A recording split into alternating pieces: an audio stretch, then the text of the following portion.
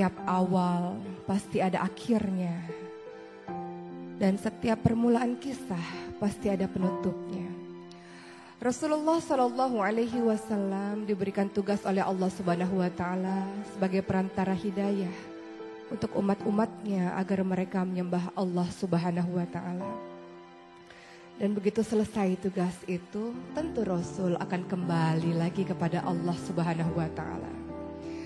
Dalam sebuah haji wada yang diikuti oleh sekitar 100.000 bahkan lebih dari orang-orang muslim, Rasulullah SAW di tahun 10 Hijriah itu menyampaikan khutbah demi khutbahnya.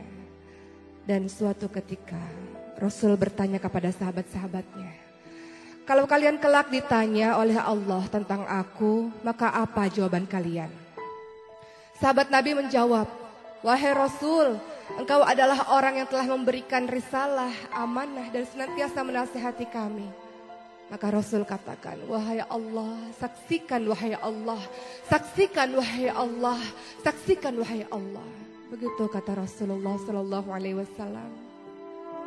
Tahun terus berganti, di tanggal atau di tahun 11 Hijriah, Rasulullah SAW menderita sakit panas.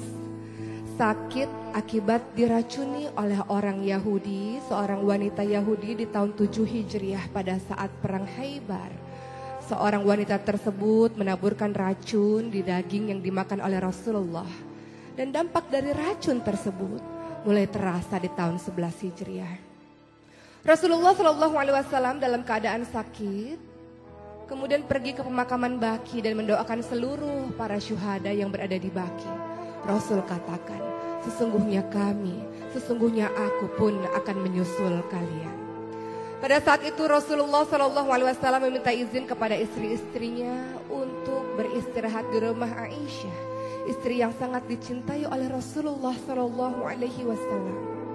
Dalam keadaan sakit, suatu ketika Rasul dipapah oleh Fadl bin Abbas dan Ali bin Abi Thalib untuk datang ke masjid, untuk datang ke mimbar dan berkhutbah di depan seluruh sahabat-sahabatnya.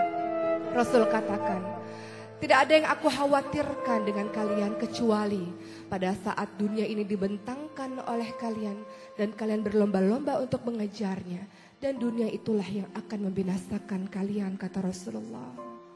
Rasul melanjutkan lagi, seorang hamba Allah diberi pilihan oleh Allah untuk berada terus di muka bumi ini atau kembali kepada Allah dan menatap wajah Allah. Dan hamba tersebut memilih untuk kembali kepada Allah Subhanahu wa Ta'ala. Abu Bakar yang mendengar hal tersebut kemudian terseduh-seduh dan menangis, bersimbah air mata, dan ia mengatakan, "Wahai Rasulullah, aku, orang tuaku, ayahku, ibuku, jiwaku, hartaku menjadi tebusan untukmu, wahai Rasulullah." Rasul berusaha menenangkan Abu Bakar dan Rasul katakan, "Tenang Abu Bakar, dan tetaplah berada di tempatmu, wahai Abu Bakar." Seluruh sahabat merasa heran dengan kata-kata dari Abu Bakar dan air mata yang turun dari mata Abu Bakar. Mereka kemudian paham bahwa ternyata itulah isyarat bahwa hari terakhir dari Rasulullah SAW. Rasul lebih memilih Allah, Rasul lebih memilih memandang wajah Allah dibanding dengan terus berada di muka bumi ini. Maka seluruh sahabat pun menangis di masjid tersebut.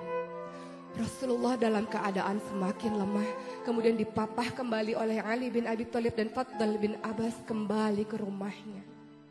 Pada saat itu Rasulullah berada di pangkuan di dadanya Aisyah, dan di subuh hari Rasulullah SAW berjalan tak seperti biasanya karena sebenarnya Rasul sudah semakin melemah.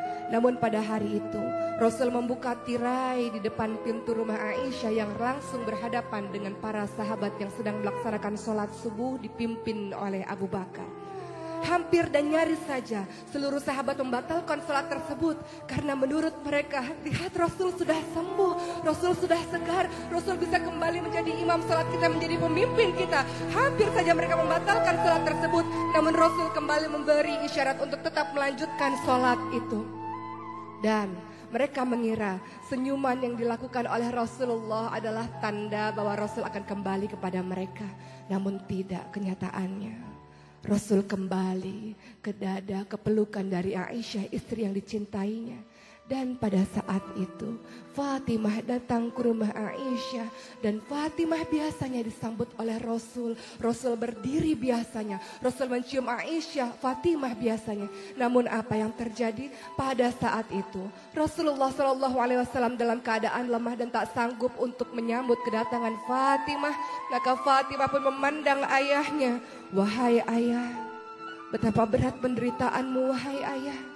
Betapa luar biasanya kesakitanmu wahai ayah. Apa kata Rasulullah? Inilah hari terakhir di mana aku merasakan penderitaan wahai Fatimah. Setelah hari ini aku tidak akan pernah merasakan penderitaan lagi. Rasulullah SAW membisikkan sesuatu di telinganya Fatimah. Dan Fatimah kemudian berlari dan menangis sejadi-jadinya. Dan kemudian Rasul mengatakan kembali Fatimah. Rasul kembali membisikkan kalimat-kalimat kepada Fatimah. Dan Fatimah pun kembali tertawa. Dan ternyata di kemudian hari orang-orang dan Aisyah bertanya pada Fatimah tentang bisikan Rasul. Fatimah menjawab, di bisikan pertama Rasul katakan bahwa Rasul akan pergi meninggalkan kita semua. Itu yang membuat aku menangis. Dan di bisikan kedua, Rasul mengatakan bahwa aku adalah orang yang paling pertama untuk menyusul ayahku Rasulullah. Dan itulah yang membuatku tertawa. Matahari semakin meninggi dan Rasulullah SAW semakin melemah.